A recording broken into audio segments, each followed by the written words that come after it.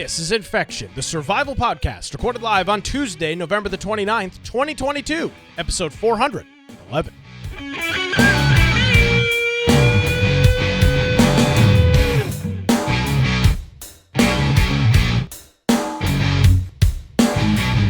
Hello, ladies and gentlemen, boys and girls. Welcome into another edition of Infection, the survival podcast. Infection is your weekly source for the latest in and around the video game industry, with our little bit of common sense political flair thrown in. Sometimes, time to time, other times it's the entire show. My name is Nick Craig. You can follow me on Twitter at Nicholas M. Craig. You can also visit my website, nickcraig.com, and check out my day job, which is host of Wilmington's Morning News here across southeastern North Carolina, the greater Wilmington area. You can find that out there. And, of course, our website, infectionpodcast.com. Brian, this has become an ongoing segment of guest. Oh, never mind. I see it now. It's The Witcher. When I had it, you had your chair slid over. I couldn't tell who you were, but now you are The Witcher. Brian with an I, Aldrich. Hello, Brian. Hope you're doing well. I'm doing wonderfully, and hope everybody had a good Thanksgiving this past week. If you want to find me on the internet, though, you can find me at Brian Aldrich on Gab, Parler, Getter, Truth Social, and at Boise Computer on Twitter. If you want to go find some of those things, you can go check out my blog, biteoftech.com. And, of course, to find us, or maybe figure out what we're doing on the internet, go to infectionpodcast.com, because we have our Discord server there, which is an excellent way to contact us directly. And so if you're looking for maybe to give us a news topic, something that you think we should be talking about in the next show, just jump into our Discord server and toss a link there to the to whatever it is, and we'll review that before the live show starts. Also, we've got 11 ARC servers going, so maybe you want to play over the holiday, have some time off or something. And we got a Conan Exile server that's running. So the perfect place to play some games, talk. We got in there, we talk some politics. If you want to be a part of that, you can request to be added to certain groups, because we have our ARC group, channels that are hidden for there. We have a politics. We have all kinds of different places you can check it out. But jump on there first to our website and you can find those. If you want to watch the live show, you can do that through Twitch and YouTube. Of course, those are live and after the fact. But if you're going to be listening to it, you got to wait till the show's done. So at the lower right-hand side, pick whatever platform or device you want to listen to the show on. A lot of different methods to do that. And then if you're going to be listening to that, perfect thing you can do is jump onto the show notes while you do that, because we got links for everything that maybe you want to see while we're doing the live show. And on there we have reference materials, YouTube links, all kinds of different sources for whatever we're talking about. And if you're listening, it's a perfect little companion to that. We have a video and audio player built into there as well, which makes it nice and easy to either listen or to watch the show. And if you're going to be, and also if you want to support the show, you can do that up top in the menu or infectionpodcast.com/support. Yes, sir. Absolutely. I don't mean to put you on the spot, Brian. Did you have a chance to watch the full interview that we covered part of last week with the former Tripwire CEO and Tucker Carlson? I think I watched 90% of it. I watched almost to the end, and I got pulled away. So like the last 10%. But yeah, I sat down from the beginning and watched almost all of it. Before we get into anything, I want to just kind of recap this. So last week we covered a little bit about, because the interview had just aired as we were pretty much coming on the air last week. And it was a story about the Tripwire CEO. His name is John Gibson. He was the CEO of Tripwire Interactive till he put out a tweet about supporting a Texas pro-life bill or something that was passed in the Texas General Assembly. Yeah, some heartbeat law bill that they had in the Texas General Assembly. So he was a supporter of that, and he got canceled for it. Watching the whole interview, my blood was boiling when it was done. I was so angry and so frustrated and so sad. I had all these, and obviously I don't know this gentleman at all, and I'm not pretending that I do. But it was so frustrating to listen to the treatment of this guy and how his friends for 20 years just completely shipped him down a river with no paddle and just kicked him out to the curb. And to hear his story about how he was just a modder, and I didn't realize they won some epic game contest back in the early 2000s. Yeah, I didn't know any of that either. Knew none of this information, and it was just so sad to see that this is the state of the video game industry. I would recommend everybody check it out. It was on Tucker Carlson Today last week. Somebody posted a link to it in our Discord to view it. And what was your impression of watching it? Because that was mine. Yeah, well, first of all, just when they talk about the tweet, when we did play part of that last week, when they talked about just how non-aggressive the tweet was, because you and I, we've seen the tweets and the posts and everything from a lot of these video game developers that are on the opposite side of the political spectrum, and have to put up with all kinds of comments about about the president at the time, about our stance on immunizations, whatever it is.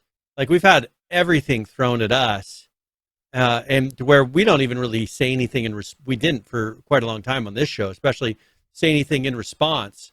But when them just kind of going over, you would say, well, what else did he say?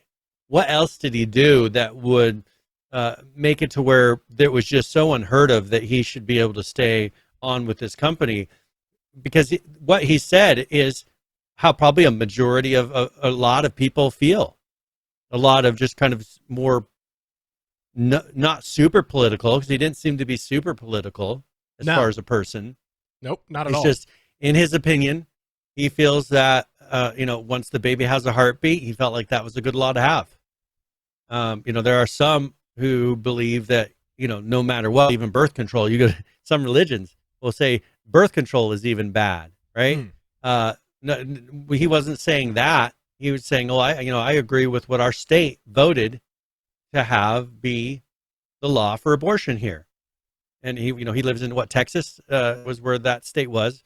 And that's the thing that for me that really hit home. He's not even a resident of Texas. He is a resident of Georgia, I believe, or at least is now. So I would highly recommend you watch it. I think it showed a lot of the true character of a lot of people. And he also showed a lot of grace and the intolerance. Saying, that's the issue. Tolerance. There's intolerance on the opposite side, because look, he just has a slightly different view than you do. Correct. And tolerance is being able to stand people that have different views than you. That's why for libertarians, I say I'm a libertarian, because you can go with hardline Republican. They don't think you should be able to do the opposite of what they feel, right? And the same thing, a hardline Democrat. Like, my way's the right way, you have to come to where I am. Well, but as a libertarian, which I think is kind of the safer way to be, because it doesn't matter which side of the political spectrum you're still safe, right? Is you have the right to believe different than me, and I have the right to believe different than you, and guess what? I'm not going to try to kill you for it or take your job. Ta-da! And I think that's what we're going to have to get to, because you look at things like this, when you have these very polarized views on things, where the reason that I kind of started moving towards being libertarian, where I grew up very much, conservative, Christian conservative, is that I realized that sometimes my side will be in power and sometimes your side will be in power. And I don't think it's fair to sit there and try to force you to do everything that I want while I'm in power, if I don't want to be willing to be forced to do what you want when you're in power. So I have to be willing to give up a little bit to have some mercy put on me as well. And that's the thing that I think we need to get more of in this country, because we've lost what libertarian is, and it's turned into the pot smoking party, right? It's no longer about freedom and you having the freedom to be different than me. But I think that's what we need in this country, is a little bit of what we used to have. It used to be there were the liberals and there was the Republicans, and they kind of went back and forth here and there, but you were still allowed to be one or the other.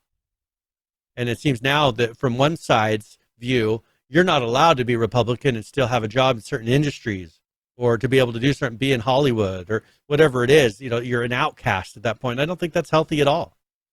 No, I would tend to agree with you. Again, the interview was on Tucker Carlson Today. It surrounds John Gibson, who was the former CEO and one of the founders, actually, and the majority owner of Tripwire Interactive, the group behind Killing Floor. Yep. Very, very interesting interview. A lot of insight into the gaming industry and how this kind of progressive wokeness has really consumed an industry that this guy has been a part of and has loved and really, dumped his heart into. And he talked about the sacrifices that him and his wife made, borrowing against their house and leveraging everything that they owned to make sure that this company was able to have money when tough times rolled around, and just to see how he was treated. It truly was disgusting to watch. It made my blood boil. I've been interacting with John a little bit on Twitter, so hopefully we can schedule something with him in the coming months. Obviously, I'm sure he's getting blown out of the water right now with everybody reaching out, but I think that would be kind of a cool thing to do in the future. So yeah, check that out. There's a link, information in last week's episode 410 of Infection Podcast on that. Speaking of kind of being canceled a little bit, I want to start with this, Brian. I saw this on PC Gamer this morning. Everybody's favorite, Doc, the man, the man in the arena, Dr. Disrespect, who has been was once an employee of, was a Sledgehammer, I believe, is where he was an employee of, and was actually one of the map designers during Call of Duty back in the early 2010s. He is now since turned into a, what does he call himself? A worldwide superstar or something like that, whatever nonsense he says. He was banned from Call of Duty. Now, we talked about this maybe last week or the week prior, voice chat and proximity chat, and you have to sign this code of conduct when you launch Call of Duty, the new Call of Duty. And it talks about treating everybody with respect, having integrity, and so on and so forth. So they have some rules that they follow. Apparently he, back on the 24th, was streaming and made some comments in voice chat that I guess were a bridge too far for Call of Duty, and they banned him.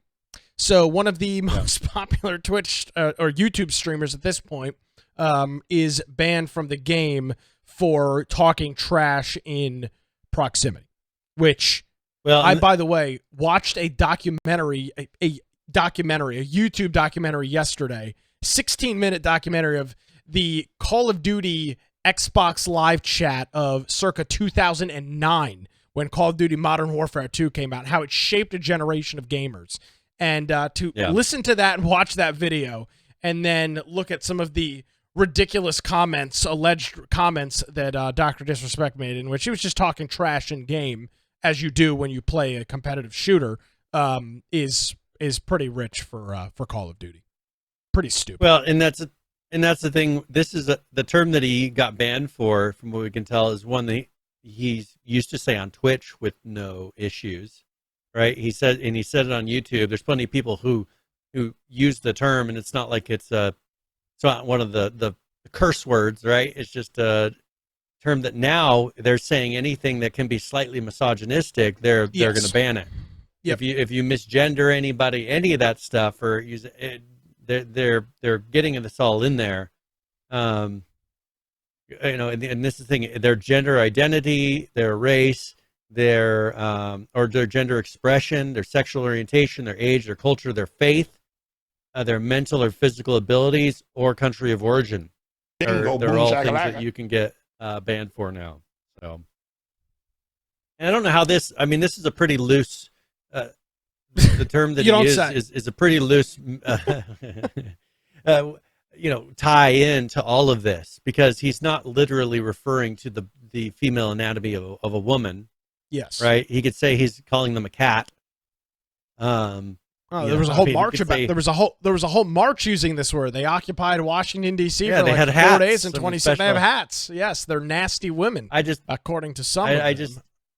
Yeah, so maybe he was just calling him one of those, those strong women from that march. Who knows? It could have been a compliment for all we know. So, UGX Vibe is hitting us up with the 58-month resubscription, saying the doc is pretty disrespectful. Matching up to his name there, Dr. Disrespect, and the new COD is pretty awesome, one of the best. And I have to agree with both of those statements. specifically that the new COD is freaking sick.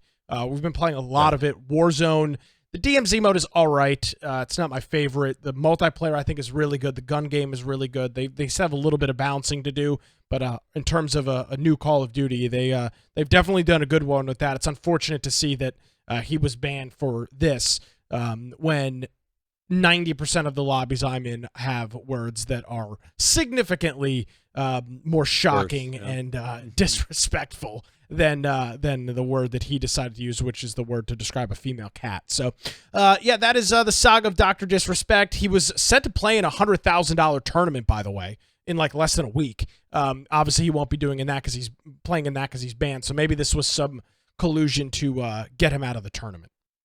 Guess we'll have to wait and see. That's too bad. Well, we'll see. We'll see if he actually changes. Because the main thing is because he used proximity chat to do it. It's not which that is he can't funny. Stream and say these things. Yeah, but he used proximity chat. So we'll see if he cuts out the proximity chat. What about those new? Oh, go ahead. But let me say this: why do they even offer proximity chat if that's the concern? If the goal of proximity chat is not to talk trash and berate people that you're playing with, why do they have it? What are you going to do? Build a friendship in proximity chat in Warzone, or build a friendship in DMZ? No, the only point is in there is to talk shit to other people. That's literally the point. Why do you? They're going to have to use Riot's new AI that kind of bleeps out things that automatic. You find offensive. That'll be that way. You don't have to worry about what you're saying. Just have it to where people can tune out and see. I don't want to be offended today. I don't want to hear about politics. I don't want to hear about the next president of the United States. I don't want none of this.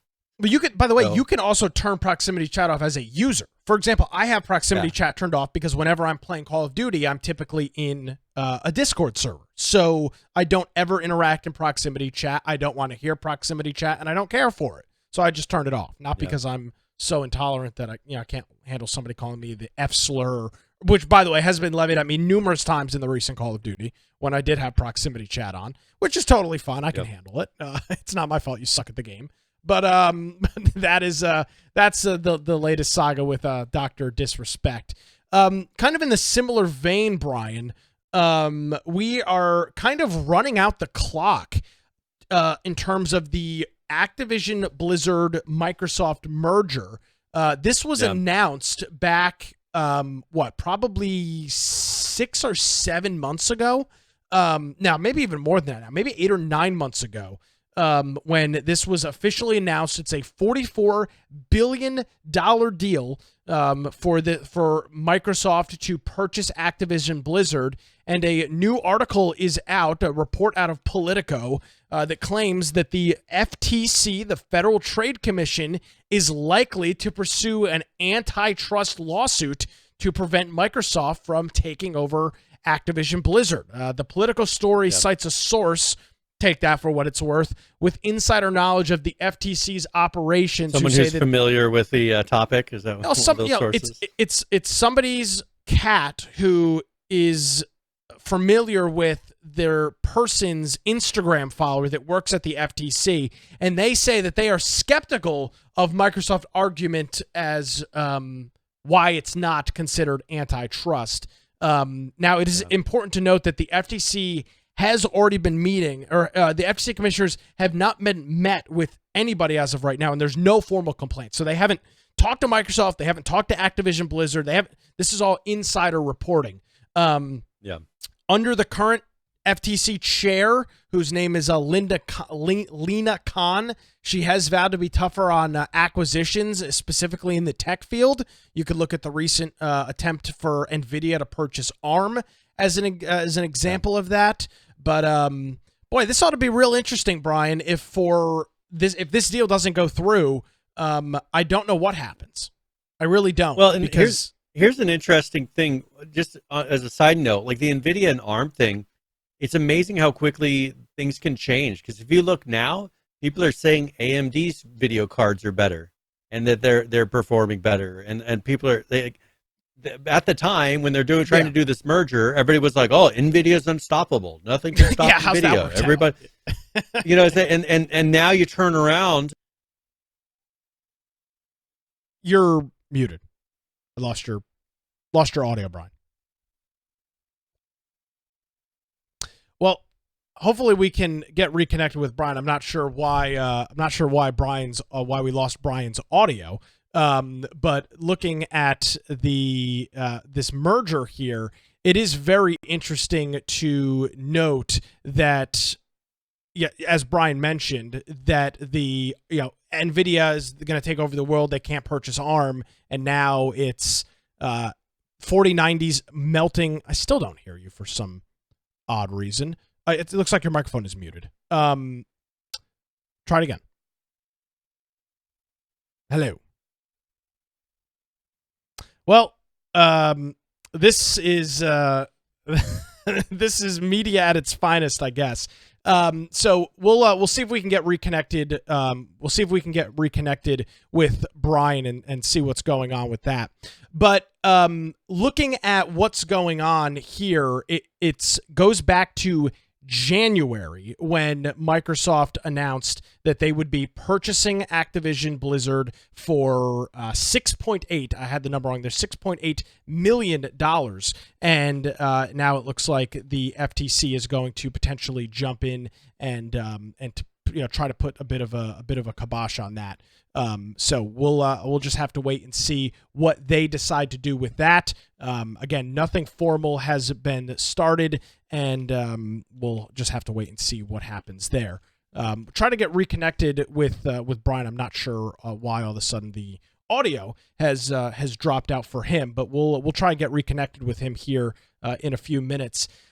So going down that rabbit hole with a couple of the things that we are following there, they have been pushed and questioned. Why are some of these things happening? Why would the FTC be looking at something like this, and why would a trade deal like this or a merger like this potentially be stopped?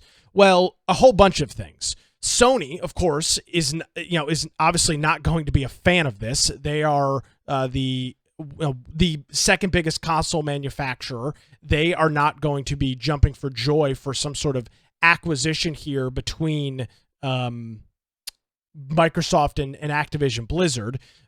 You've got other games like Skyrim and Elder Scrolls and some of these other games that are so massive that could be huge problems for some of these other consoles and other manufacturers. Brian, are you reconnected with us? Still don't hear you. Can you please refresh? That would be refresh. Do a refresh if you can, so we can try and get reconnected. All right, is that better? Yes. Okay, perfect. Okay, good. I wasn't sure if it was you or me. I was like, I cannot hear you. I wasn't sure if it was no, your it was. mic. Yeah, I don't know. I don't know what it was, but That was yeah. odd. So that's all right, cool. I don't know where I cut off, but I'm sure you finished it perfect. Yeah, I just rambled for the last 5 minutes, making probably no coherent sense at all. Nevertheless, we're just going to have to wait and see what happens of this. The U.S. is not the only one that has had an issue with this thus far. I know there's been some blowback in, I want to say it's the EU maybe, and or maybe it's in Europe. It's someplace over in Europe where there's been a little bit of blowback already. So wouldn't be surprised to see some pushes there, pushes here in the U.S. I'm sure Philip Spencer and some of these other high ups over at Microsoft and Xbox have got to be sweating some bullets because again, they are going to run out the clock. You can't have a pending merger and acquisition for 5 years. I mean, it's either going to be approved by the FTC or not. Did you mention the 10-year deal they offered to Sony? No, I did not. So they've offered to keep Call of Duty on PlayStation for the next 10 years to help this acquisition go through. So they made that earlier this month. Because that's one of their, PlayStation is saying, oh, well, we need Call of Duty in order for this to move forward. This is, or not to, we need it to not move forward because Call of Duty is something that's one of the biggest sellers on the PlayStation. And what's interesting is they start talking about, and one of their excuses is that the Battlefield franchise can't keep up with Call of Duty. So that because yeah, wow. Microsoft can say, well, you have Battlefield, we have Call of Duty, and they're saying, well, our product can't compete, so therefore you have to keep your product on our platform, which I think is a really stupid excuse. Just because you can't make something that works as well and is as successful doesn't mean that they have to give you a copy of their game as well on your platform. It's not only if you want a shooter like that, improve Battlefield to be more like Call of Duty. If you think people want that, maybe people don't like the open world style battles. It's not only a lame excuse, it's unfounded, and it's just stupid. I mean, it's just there's not even any relevance there. I will say this, from a Microsoft standpoint, if I were them, I wouldn't extend any of these olive branches, because here's the thing, Brian, and I think I've learned this over the last couple of years.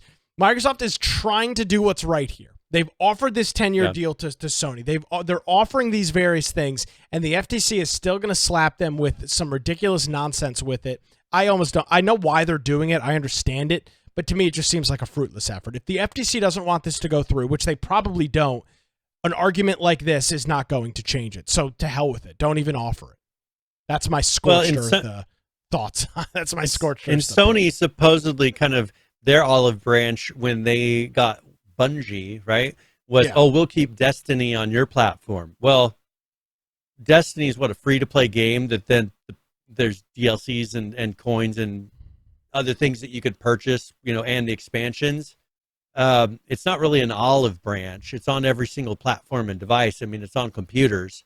I just don't see that as, I think Call of Duty is much more successful, and Destiny, absolutely, I think, has a much more limited shelf life than Call of Duty does. Call of Duty has been around for a long time, and I think that Destiny's been cooling over the past year, 2 years. Here's a hot take, Brian. There is not a new Destiny every 12 months. There is a new Call of Duty every 12 months. You get a brand new one every year. Some are flops, some are great. I think it was hot for a while. Destiny was, but you haven't heard anything. You haven't heard about it since Sony purchased it. So we'll see what their next excuse is later. It is interesting how I'm looking at the most played games on SteamDB right now, and Destiny has fallen from where it was. It was pretty high. It was in the top 10 at least, and now you have to go all the way down to 14 to find. There's still a lot of people playing it, don't get me wrong, but it's below Unturned and Ark and PUBG and New World and Apex, and Call of Duty amazingly has 200,000 players on Steam, because everybody I know has it on Battle.net. None of us have it on Steam. And some of these other games. So, but again, I'm just surprised TF2 still has so many players. Well, I mean, Brian, how are you going to get your hats and do all the? How are you going to yell obscenities at 8-year-olds if you're not playing Team Fortress? Well, they don't ban people like. Well, they also have private servers that allow you to do facilitate some of these things. So that's the latest with Activision, Blizzard, and Microsoft. Just kind of sit and wait. I can't imagine there'll be any huge announcements before the end of the year, but I would assume as the calendar clicks over to 2023 that things will start evolving pretty rapidly, because they're going to have to. This can't pend forever. If it's going to happen, and then, by the way, once it's approved, then there will be a whole big process of actually merging and doing all of that stuff. Because until it's actually done, that hasn't happened yet. So that's what we're following there. Yeah, I wanted to mention another big change that's happened here recently, not for us, but over in China, they had their licensing deal expired, because there was a licensing deal between Blizzard and NetEase, and we've talked about NetEase in the past couple of weeks, but they were not able to come to an agreement for that license, and so Diablo, Overwatch, World of Warcraft, all of those are going to be sunsetting, as they say, or being pulled out of China. They've been working on a number of projects over there, and I think, who knows how much it has to do with maybe licensing and the restrictions there, or maybe China realizes, well, that's taking away from a company here, and they figured they can cut it out, but for some reason they asked for more than what they were willing to give. And so they're pulling it out of China, which is a huge. I mean, China's, as Daybreak figured out, was a huge market, a lot of people, and that was a 14-year partnership that they had between the two companies. Yeah, and this is there's a new WoW expansion that's either out right now or is coming out. It just released, yeah. Okay, it's releasing right now. Like this week, it's releasing. So in Dragonflight. Yeah, as you noted, this doesn't happen until January. This doesn't happen until January the 23rd. but you'll have a brand new expansion out, so you'll be able to, if you're a gamer in China, you'll be able to play it for a little less than a little bit more than 2 months, I guess. And then it will, or a little bit less than 2 months, I should say, and then it'll be gone, including WoW, Diablo, and all of the other Blizzard franchises that were licensed through NetEase. For internet cafes and other stuff, I wonder what kind of I would love to know what the WoW player base was in China, because there's was it popular, or were the Chinese players playing another MMO that was a Chinese only MMO? I don't know. Maybe this isn't a big deal. I'm not sure. Yeah, I mean, they may not be into it as much. But one thing that I found interesting, this is Activision's response that they made to this. And they said the two parties have not reached a deal to renew the agreements that is consistent with Blizzard's operating principles and commitments to players and employees. And I was wondering what that meant. Like, what does that mean that China was not willing to come to an agreement that was consistent with Blizzard's principles? It made me wonder what they were asking them to do. I bet you it was Blizzard was unwilling to do. It was probably continued restrictions and lockdowns and changes and things like that Blizzard just doesn't want to put up with. And again, this is a huge market, and I understand it from a developer standpoint, from a monetary standpoint. But, I mean, Jesus Christ, at a certain point, you've got to say enough. And I think you're starting to see that. And I'll tell you why I think you're seeing it now versus in the past. I think similar to the scorched earth approach that Microsoft could take to this Activision Blizzard merger, these developers are seeing that there is no wiggle room and no opportunities to work with the Chinese government. They have not essentially disallowed new video games from launching in that market for almost 2 years at this point. I mean, so if you're a developer like Activision Blizzard, are you going to continue putting your eggs in this basket where there's realistically no future here as things get stricter and stricter, and as the country? I did a story this morning on my radio show, Brian. Youth unemployment in China is upwards of 20%. 20%. Yeah, that's crazy. So, and they're going to have to figure out how to fix that internally. Their economy is falling apart. You've got mass protests taking place in the street right now. You've got people getting welded into their buildings and then lit on fire and then burning to death in their apartment buildings because to stop COVID. There's just so much bad stuff going on in China right now. I would not be surprised if some of these companies start evacuating from it. And guess what? It's not like video games are going to stop existing because NetEase is still there. Tencent obviously is still there. There's a lot of these other companies that are still doing first-party titles in China. But then let them do their first-party titles in China, release everything else here in the U.S. and across the rest of the Western world. Just screw China. Well, I don't care. Well, here's a telling statement from NetEase. They said the company reported that the percentage of total income in 2021 from Blizzard games was in the low single digits. They're making more money from mobile games, and they list off some other games that are Chinese games over there that they're making more money on. One thing that I think probably it came down to, I bet you that they said, for instance, in Overwatch, none of the LGBTQIA stuff, because that's what China would say. Oh, absolutely. People think, China's stance over here in America is pro, right? Because they want us to be subject to that, but they don't want to be subject to that there. Correct. And I bet you they said, if you're going to have, because they now have Overwatch characters that are openly gay and whatever, I bet you they said that's not going to happen with Overwatch. We want a version that doesn't have any of that stuff. I bet you that's the morals or the standards and things that Blizzard is talking about. Yeah.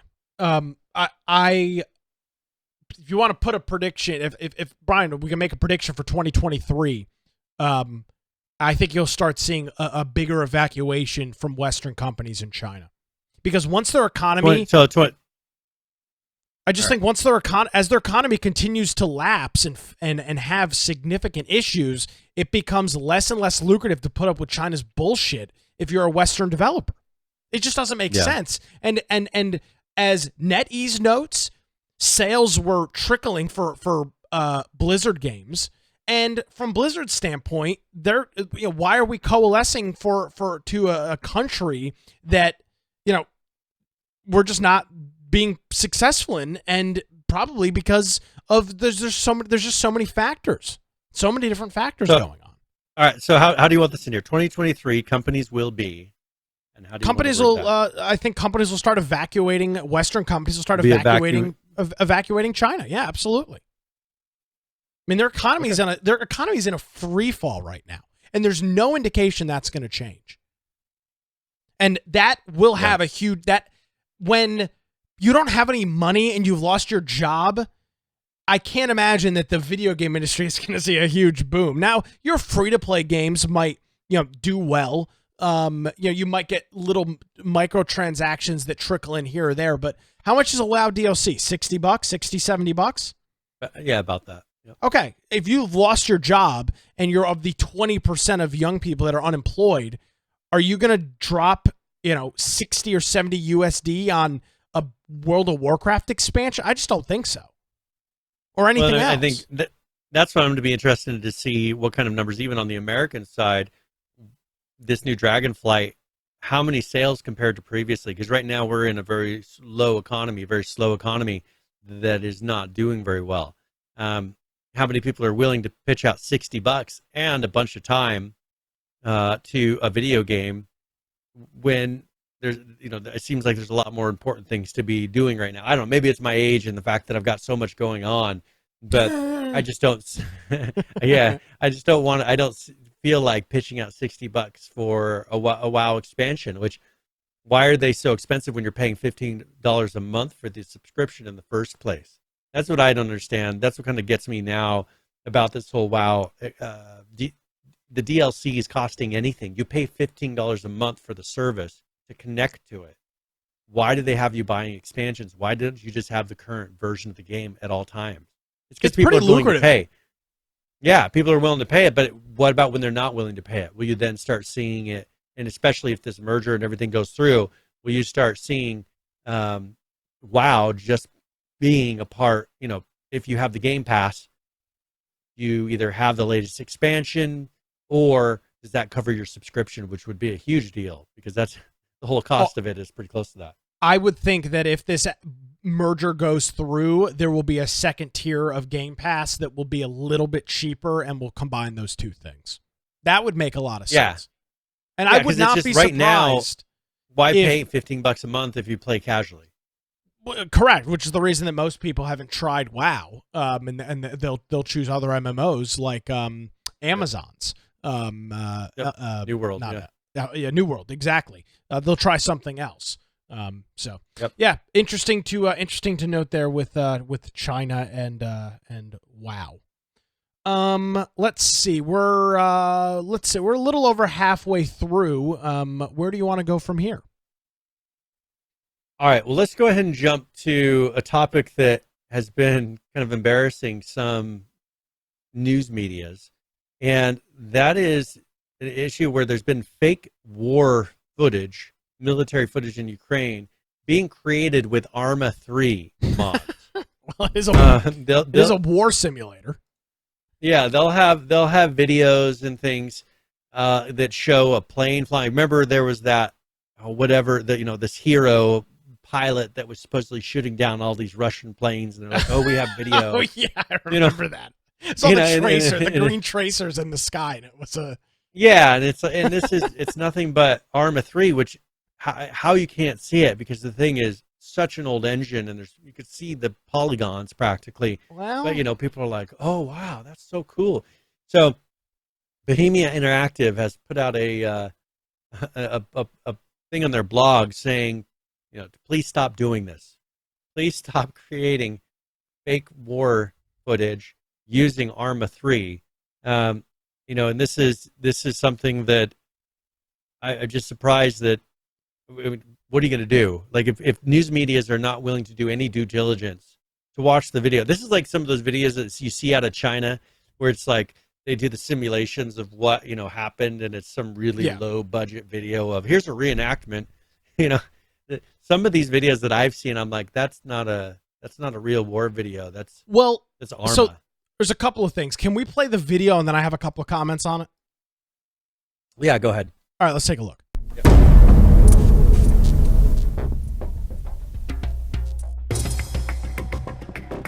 So here you go. This is obviously in-engine footage right here. This you can easily tell is in-engine. I know those trees. But see, this is how they do it. So it's being shown now. It's cropped and it's distorted and blurry, and you can't tell. It looks just like cell phone video in the distance. It's very good. Brian, if I showed you the video on the right, you probably wouldn't be able to tell. You would just think it's low resolution footage.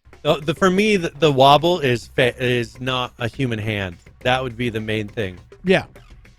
It's too predictable. Like, it's the way that they're doing the hand way. That's not very realistic. Now, if they kind of edited that to smooth it out, then it would, for me, would seem more realistic. Yeah. Now, this is a very long clip, and the thing is, normally these clips are done in these are like 5 or 8 second clips. So all you need to see is a little footage of something, and it can easily be passed. For example, that tracer footage we saw where it was these green tracers going across the sky. Yeah. So this video kind of stole some of my points. But the biggest thing I would assume is that people don't know technology like this even exists. Brian, the reason you can look at that and go, oh, of course, that's ARMA footage or that's video game footage is because you've played a video game. You know what it looks like. If you're a 23-year-old female who is working in an Associated Press or Reuters newsroom or some local television station in the United States, and something comes across a Twitter feed or a news feed and shows this, you have no context to believe that it's not real. But you've never seen this stuff in reality. You and I are all in on this. And it's, social media has caused this problem in some regard because it forces news to try to be as quick as possible with the story, and that causes them to get it wrong a majority of the time. And a lot of where you see it, though, is in foreign media. Like, you'll see it'll show up on Iranian state-run TV or, something like that. It's not typically airing here in you're not seeing these on clips on CNN typically. You're seeing it in foreign nations. We did early on in the war. We did. Yes, we did. You are correct. With that tracer footage made it all the way that they fell for. Yeah. Let me see if I can find that that original. I'm trying to remember the little name they gave him. The something of the. It was a clever little caption that they gave him as far as. I just can't remember what they called him. The something of something. I don't remember, but it's an ARMA simulation of just tracers, and they took that as honest fact, and obviously it was not. I can't find the clip right. Well, that's fine. Now, I wanted this. I found the ARMA clip. I can't find the. Oh, here it is. Here is Argentina news, an Argentina news outlet showing. Apparently showing some ARMA footage. Let's see, that's all real. I think we go. I think this is it. Yeah. Which is just obviously fake. But see, it's cropped like it's coming out of a cell phone. It fuzzed it up a little bit. It's fuzzed all up. And again, if you're talking about the war in Ukraine, you're liable to think that that's the case. But it's a video game. Yeah. it's a video game. So now that's the thing is this for the war is one thing, but now we have the deep fakes that are much more harder to detect. They can take somebody who saying anything else. They can use the computer to then affect how they look in high resolution and make them look like they're saying something else and sound like they're saying something else.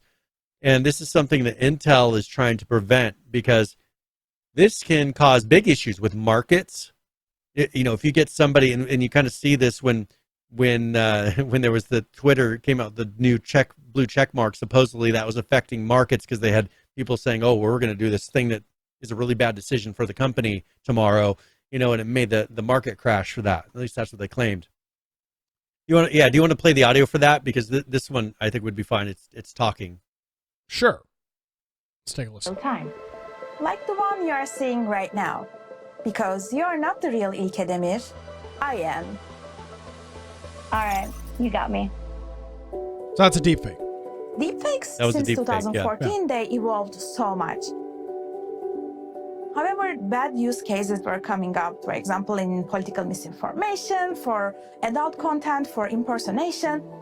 What can we do about Adult it? Can content. we Oh, no. develop Oh, no. approaches for Yeah. detection? Putting the wrong How we face on can somebody. find what is real, what is fake? So Intel, we built the first real-time deepfake detection Can't believe platform. Hillary It Clinton did uses that. FakeCatcher as its core. We ask the question, what is the truth in humans? What makes us humans? The answer is in our blood. So I do find it kind of ironic that Intel is working on this, yet they don't have relevant and valid drivers for their new Intel Arc series GPUs. And I know that they're different Yeah. departments and they're completely different, organizations with Intel. But yeah, this is going to be a long-term problem, and it will just become normal. Yep. There will be a And that's the video thing that is, comes out of somebody, and they're going to say, no, it's a deepfake, even if it's not. And there's really not going to be any way to. Well, that's the problem. Is we used to generally believe what we saw in the news if it was something that looked realistic. But I mean, especially when I grew up back in the 80s, if you saw a video that didn't look highly edited, it looked clear, you assumed that that's what really happened. You didn't hear any cuts in the audio that were odd. Nowadays, it doesn't matter if the video looks totally legitimate. You can't be guaranteed to know that that's real. And so I think this is something that's good to have. Now, they say right now it's 96% accurate. But, let's say, just a real world example. So let's say they want to get somebody in a lot of trouble, deepfake somebody into child porn, for example. You then can get somebody arrested, thrown in prison. If they're a political opposition, you can get them to where they're disgraced from everywhere for something that they had nothing to do with. That's the big issue that I see is then when people are being convicted of a video, when you can't trust video anymore, one worry is that that video will no longer be admissible in court, and I think that's a bad thing. But if it's possible to make video that is you're unable to differentiate something that's fake from real anymore, because AI is able to fill the gaps enough, then you run into a lot of legal problems. And so I think if they can come up with something that's accurate, now we're trusting them that it's accurate in every situation, and right now 96%. Yeah. But if they can get something that truly can tell, I'm worried that it's going to be like the fact checks online. I mean, look at all these fact checks. It's the people doing the fact checking that are, determine whether or not it's a fact. And look at how many things they were saying were false that ended up being true. I would almost rather have in this, if they can keep the politics out of it and make it to where it's purely catching things because they're edited, great. And it's not going to turn into something that's politicized like fact check has. Yeah. But I think it may save somebody from going to prison for a long time, because this can totally happen now. Because I've seen some videos that look 100% for real to me, and to get somebody thrown in prison, it doesn't have to be fact. You just have to get citizens worked up. I mean, look at some of the things that have happened here in the past over politics and election years. You can get somebody put in prison if you get enough people upset about it, regardless of the facts of the case. Put a video in front of somebody that makes them mad enough, you'll get somebody. They'll say, "We don't care anymore whether or not they're guilty. We got to appease the mob," and that's where I think these would be used. Oh, absolutely. And you talk about from a political standpoint, from a business. I could see something like this being leveraged against somebody like Bobby Kotick over at Activision Blizzard, who is public enemy number one. I could see deepfakes being used against him to try and oust him from his job by disingenuous actors. So there is a lot here, and it is it's especially for individuals, and I say this about like you and I, who have hundreds of hours worth of content online with our voices, our faces, our video of our faces and our voices. I mean, you can set up like amateur deep fakes by uploading videos like we have and do a pretty damn good job. And they'll be able to make an identical copy of us saying whatever and doing whatever they want. Yeah. Well, and I've been impressed with some of the AIs. You know, they've had these new image creators and video creators based on AI, to where there's not really, other than feeding things into it, you're not really designing or creating anything. And it's amazing some of the images that come out of that. Now, some of them are really trippy because, you know, it's creating what it thinks, you know, it Elon Musk with three fingers. Yeah. Yeah, but sometimes it comes with something that looks ultra realistic. And I think that that's scary because a computer can look at, well, what would be detected in this image to make it realize that I'm fake. Okay, well, let's fix that. That's the problem, is if you feed in there the criteria to catch it, it can then patch that criteria that would catch it. And I'm worried that the AI is going to keep ahead of what we're able to detect. Precisely. So, do you have a preference on where we go after this? Yeah, I wanted to talk about the Twitch for a minute here. There was a story out this week that they are strengthening their platform and strengthening their methods to combat child predators. In a new statement, they say that these predators are not welcome and will not be tolerated on Twitch. What a bold statement. But this is about 2 months or so after they initially highlighted the issues. This was surrounding a Bloomberg report that we covered over the summer that showed that this platform was rampant with individuals that were using the site who were under the age of 13 years old, which is against Twitch's TOS. And how they were being influenced and taken advantage of by individuals, and they were under those ages. Bloomberg verified all these accounts, all these children that were using the platform technically illegally, and now Twitch is trying to clean it up. Now, the Twitch's definition of child, things that are dealing in the realm of being predatory towards a child, as when you put a child in, quote, imminent harm, which I don't think is a majority of what's going on the website. But this is because Twitch has shifted away from what they were, which was a video game streaming website. They are no longer a video game streaming website. They are back what Justin TV used to do, a live streaming website, or like Ustream used to be. A live streaming website that, yes, has some video games, but is not all video games. And these issues are going to arise when you have stuff like this on your platform. And you are openly, if you're a 12 or 13-year-old boy, Brian, you're telling me you're not going to go and look at these hot tub streamers that are streaming on Twitch? Yeah.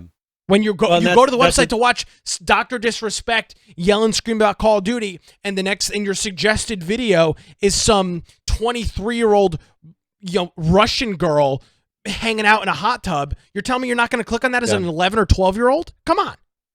Well, and that's the issue is, with those suggestions, I didn't go to those streams, but when I used to look at the front page of Twitch all the time, it would suggest to me those sites. I didn't click on them or go to them, but it on a daily basis was trying to put them in front of me. I think because that's where their money was coming from. They're making a lot of money on those streams because they make the 50% cut.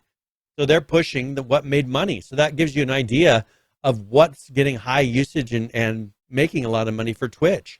Now, they're really focusing on this of, well, okay, if you're blocked for being under 13, we prevent you from creating new accounts. We put in phone verification requirements.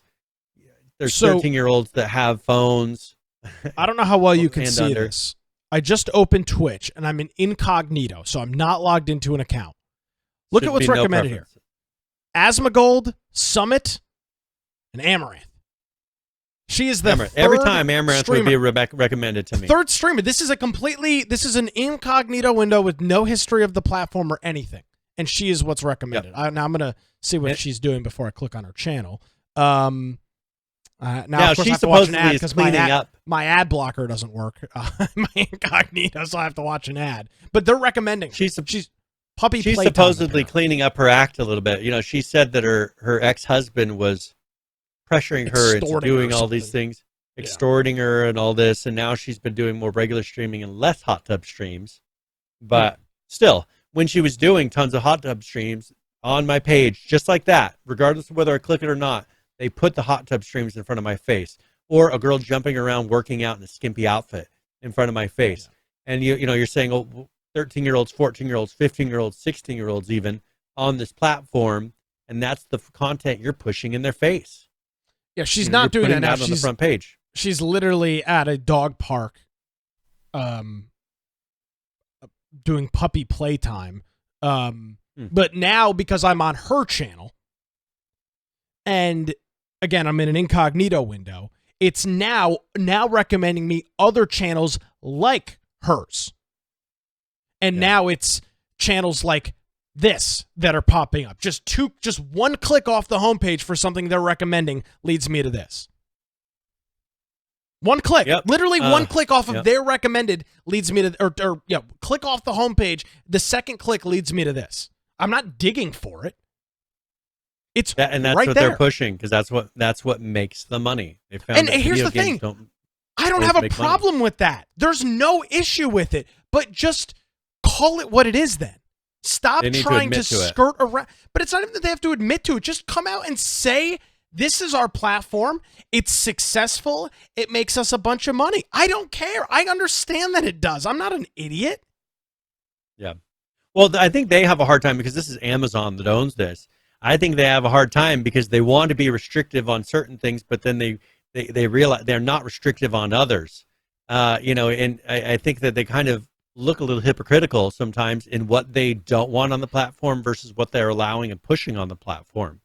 One thing that they said to bolster some of these and kind of stay ahead of it, they updated their privacy policy, which blocked the ability to use certain search terms and whisper certain things.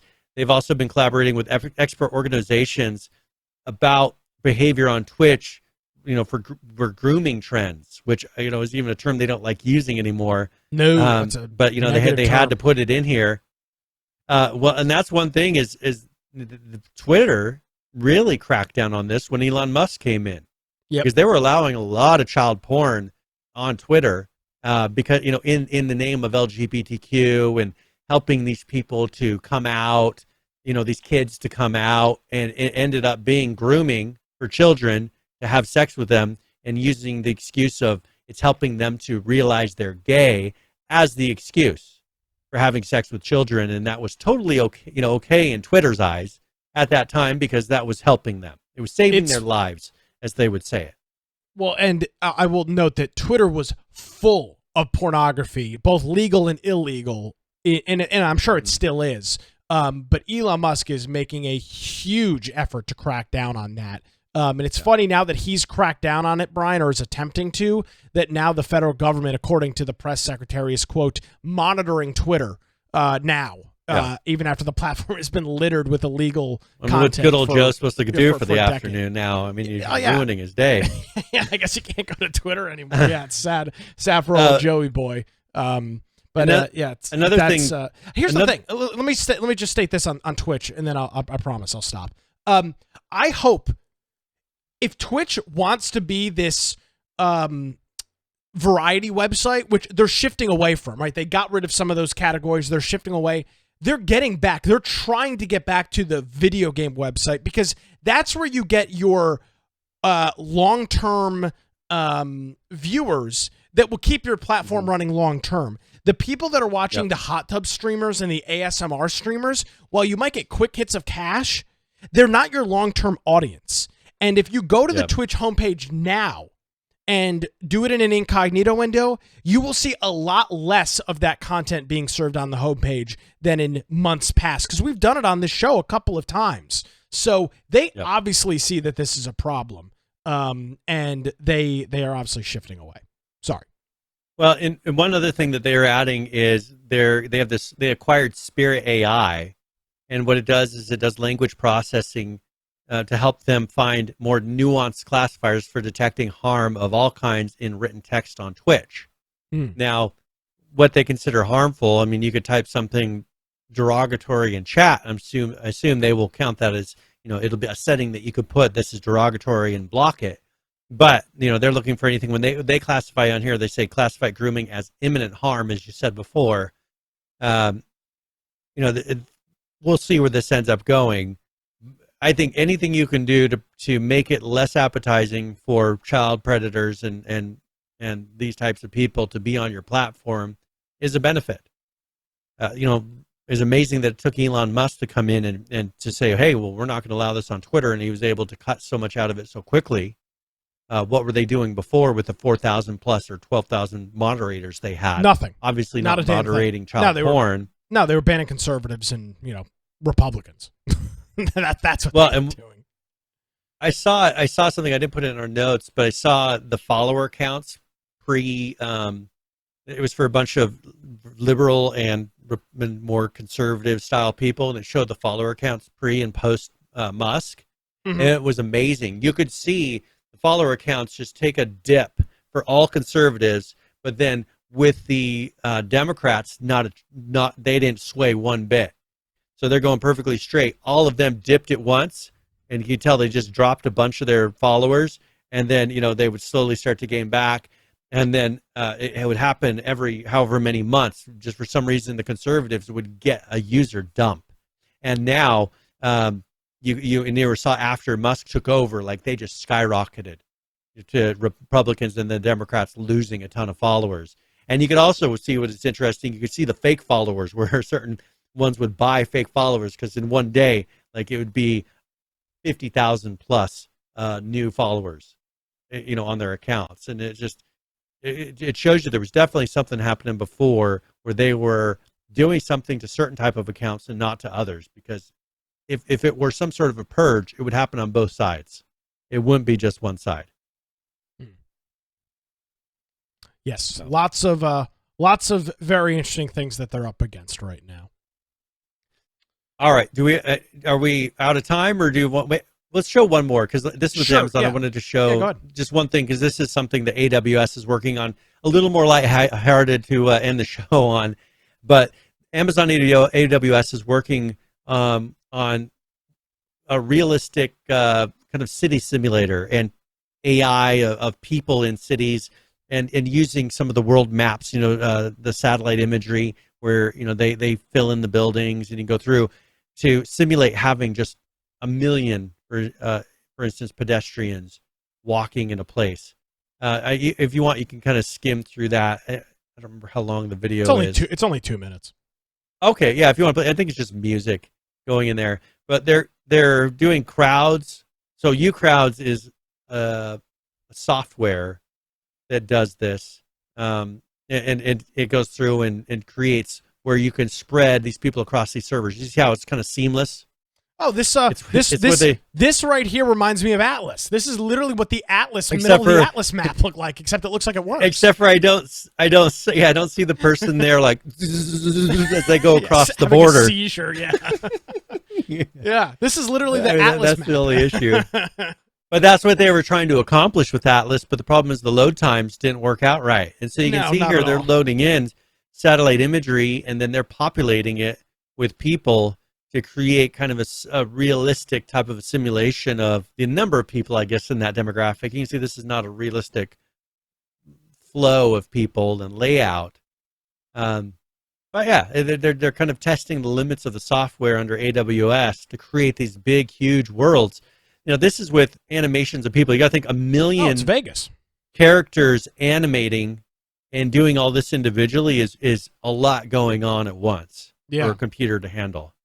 But if you imagine that those aren't just people, but those are animal AI, various maybe birds flying around, objects wind I think it's affecting object with wind, real-time wind.